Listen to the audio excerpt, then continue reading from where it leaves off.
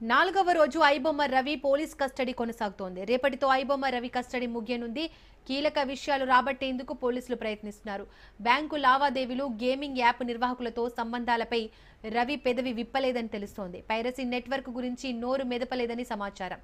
పైరసీతో వచ్చిన డబ్బు ఎప్పటికప్పుడు ఖర్చు చేశాడు రవి.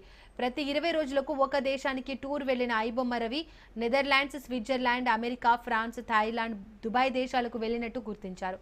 కరేబియన్ పౌరసత్వం కొనుగోలు చేసిన ఐబొమ్మ రవి విదేశాల్లోని సర్వర్ల ద్వారా నెట్వర్క్ నడిపాడు. రవి బ్యాంక్ ఖాతాలో 3.5 కోట్లు గుర్తించారు.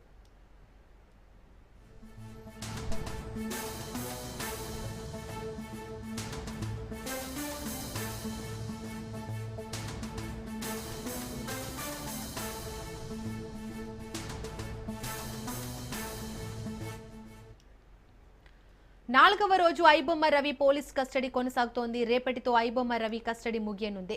కీలక విషయాలు రాబట్టేందుకు పోలీసులు ప్రయత్నిస్తున్నారు.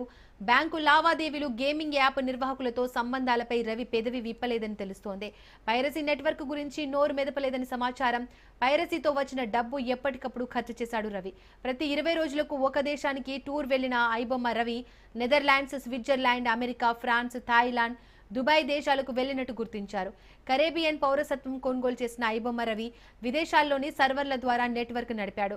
రవి బ్యాంక్ ఖాతాలో 3.5 కోట్లు గుర్తించారు. రైట్, ఇక ఇదే అంశానికి సంబంధించి మోర్ డీటెయిల్స్ మా ప్రతినిధి రత్నకుమార్ అందిస్తారు.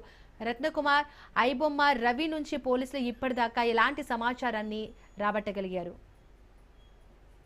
పైరసీ వెబ్సైట్ ఐబొమ్మ నిర్వాహకుడు ఇమ్మడి రవిని ఇప్పటికీ 4వ రోజు కస్టడీ విచారణ చేశారు సైబర్ క్రైమ్ పోలీసులు. 3 రోజుల కస్టడీ విచారణలో భాగంగా ఎన్ని ప్రశ్నలు వేసినా సరే కనీసం ఐబొమ్మ నిర్వహణకు సంబంధించి సినిమాలను పైరసీ చేయడానికి సంబంధించినటువంటి ఏదైతే ఈ పైరసీ నెట్వర్క్ ఐబొమ్మ నిర్వహణ ఉందో దీని మీద పెద్దగా స్పందించలేదనే విషయం తెలిసింది.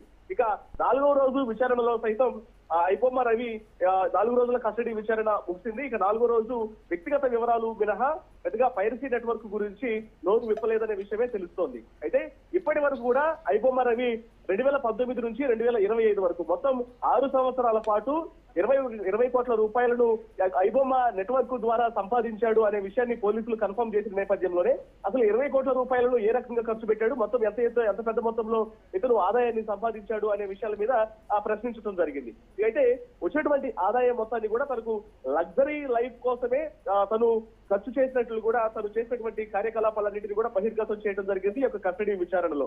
పైరసీ ద్వారా వచ్చినటువంటి డబ్బును ఎప్పటికప్పుడు ఖర్చు చేశాడనే విషయం తెలుస్తోంది. అయితే తను దేశ విదేశాల్లో కూడా తిరుగుతూ ఉన్నాడు. కరేబియన్ దీవులకి, అలాగే ఫ్రాన్స్, ఆమ్స్టర్డామ్, ఇతర దేశాల్లో తిరుగుతూ 15-20 రోజులకు ఒకసారి కూడా ఆయా దేశాలు తిరుగుతూ తను వచ్చినటువంటి ఐబొమ్మ ద్వారా వచ్చినటువంటి డబ్బు మొత్తాన్ని కూడా ఖర్చు చేస్తూ జల్సాలకు అలవాటు పడ్డాడు అనేది కూడా ఈ యొక్క కస్టడీ విచారణలో పోలీసులు ఐడెంటిఫై చేయడం జరిగింది. Netherlands, Switzerland, America, France, Thailand, Dubai దేశాల్లో పర్యటించేవాడు. అలాగే సెయింట్ కిట్స్ అండ్ నెవీస్ పౌరసత్వం కొనుగోలు చేశాడు ఇమ్మడి రవి. విదేశాల్లో ఉన్న సఫిస్టికేటెడ్ సర్వర్ల ద్వారా పైరసీ నెట్వర్క్ ను నడిపించాడు అనే విషయాన్ని కస్టడీ విచారణలో ఐబొమ్మ రవి నుంచి పోలీసులు సమాచారం తెలుసుకున్నారు. రవికి చెందిన ఒక బ్యాంక్ ఖాతాలో 3.5 కోట్లు గుర్తించడం జరిగింది. హైదరాబాద్ లో, వైజాగ్ లో తనకు ఇప్పటికే కుకట్పల్లిలో ఒక ఫ్లాట్ ను ఐడెంటిఫై చేసిన తర్వాత వైజాగ్ లో సైతం ఆస్తులు ఉన్నాయి అనే విషయాన్ని కూడా గుర్తించడం జరిగింది. హైదరాబాద్ లో, వైజాగ్ లో కొన్ని కోట్ల రూపాయల విలువైన ఆస్తులను గుర్తించినట్లు యొక్క కస్టడీ విచారణలో పేర్కొనడం జరిగింది. మరోవైపున వివిధ ఫ్లైట్లలో తిరుగుతూ లగ్జరీ హోటల్స్, బిజినెస్ క్లాస్ లో ట్రావెల్ చేస్తూ తన భార్యకు విడాకుల నిమిత్తం తన భార్యతో దూరంగా ఉంటున్న దగ్గర నుంచి ఒక విలాసవంతమైన జీవితాన్ని తను స్పెండ్ చేస్తున్నాడు అనే విషయాన్ని యొక్క కస్టడీ విచారణలో గుర్తించారు. ఇక ఇది తప్ప తను నడిపించినటువంటి యొక్క పైరసీ నెట్వర్క్ కు సంబంధించి మాత్రం ఇప్పటి వరకు ఎటువంటి విషయాలు కూడా నోరు విప్పలేదనే విషయం తెలుస్తోంది. రత్న, అయితే కస్టడీ పూర్తయిన తర్వాత అతన్ని ఎప్పుడు కోర్టుకు హాజరుపరచనున్నారు?